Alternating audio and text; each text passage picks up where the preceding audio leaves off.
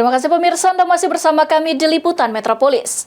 Kebakaran 5 unit rumah semi permanen terjadi di Kabupaten Oku Selatan. Beruntung kejadian ini tidak menimbulkan korban jiwa, namun kerugian yang ditimbulkan diperkirakan mencapai ratusan juta rupiah.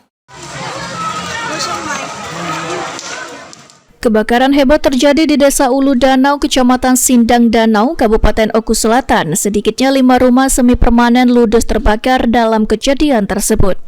Kebakaran terjadi Rabu pagi sekitar pukul 9:30 waktu Indonesia Barat dan belum diketahui jelas penyebab kebakaran tersebut. Beruntung pada musibah kebakaran tidak ada korban jiwa, namun kerugian yang disebabkan oleh kejadian tersebut diperkirakan mencapai ratusan juta rupiah. Informasi yang kami terima bahwasanya memang benar telah terjadi kebakaran yang mengakibatkan 5 unit rumah terbakar yang terjadi pada hari ini tanggal 18 Desember 2024 pukul 9.30 waktu Indonesia Barat.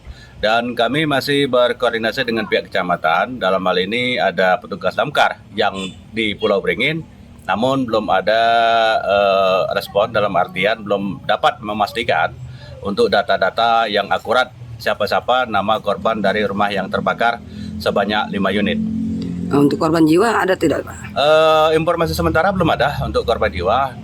Saat ini kami sudah berkoordinasi juga dengan Dinas Sosial, kemudian PMI, Basnas, dan BPBD sendiri yang akan mengalokasikan bantuan berupa logistik, peralatan dapur, dan yang lain-lain.